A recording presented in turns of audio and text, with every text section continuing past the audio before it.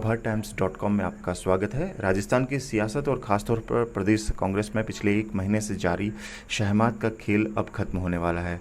सरकार से बगावत करने वाले पूर्व मुख्यमंत्री सचिन पायलट को सियासी पटखनी देते हुए मुख्यमंत्री अशोक गहलोत ने एक बार फिर साबित कर दिया है कि लोग उन्हें यूं ही राजनीति का जादूगर नहीं कहते।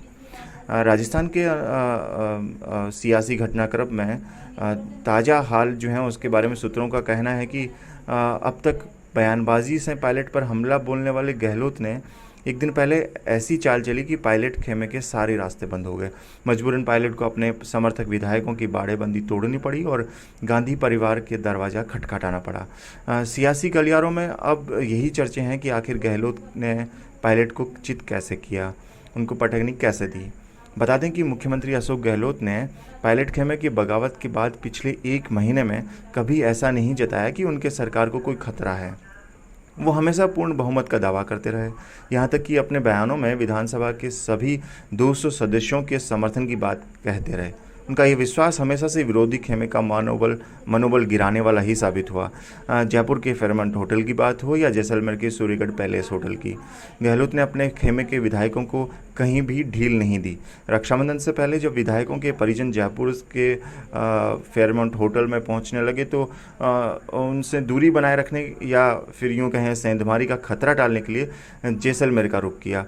वहाँ भी गहलोत ने हॉर्स ट्रेडिंग को लेकर बयानों के बीच अपने खेमे को सुरक्षित रखा और विधायकों को विश्वास में लेते हुए उनके साथ मीटिंगें की, उनके साथ बैठकें की। हालांकि इस दौरान सूर्यगढ़ पैलेस होटल में जेमर लगाने की भी बात सामने आई और विधायकों की बाड़ेबंदी में मोबाइल सेवाएं ठप किए, जानबूझकर उनकी मोबाइल सेवाएं चालू न रहें, इस तरह से व्यवस्था की गई।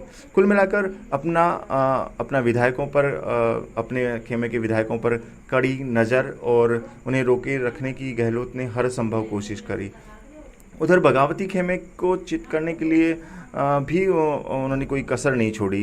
पहले एसीबी एसओजी में शिकायत दर्ज कराई, उन पर केस दर्ज कराया और उनका डर दिखाया। फिर कोर्ट में पैरवी की गई, ऑडियो टेप जारी किए गए और वॉइस सैंपल के जरिए बागी विधायकों पर दबाव बनाया गया। यही नहीं, विधायक दल की एक के बाद एक बैठकें बुलाई गई और उनमें बगावत करने वाले विधायकों पर कार्रवाई की सहमति के जरिए जमकर दबाव बनाने की कोशिश की गई। इसी बीच एक दिन पहले बीएसपी विधायकों के मामले में कोर्ट के फैसले से पहले ही विधायक दल की बैठक बुलाई गई और उसमें पूर्ण बहुमत के साथ ये तय किया गया कि किस तरह से कांग्रेस से बगावत करने वाले विधायकों पर कार्रवाई की जाए, उनके खिलाफ जो है इस तरह का माहौल बनाया जाए कि वो दबाव में आए और पायलट खेमे से निकल के कांग्रेस के पास वापस आए। ये इसके अलावा जो ये बात भी कही गई कि उनसे बहुत सारे बीजेपी के विधायकों से संपर्क भी है और इस तरह का माहौल बनाया गया कि उनके पास 100 से ज़्यादा जो बहुमत चाहिए उससे भी ज़्यादा विधायक उनके पास हैं। ऐसे में यदि फ्लोर टेस्ट होता तो सरकार को कोई खतरा नहीं होने की बात भी ठोक बजाकर बताएगी।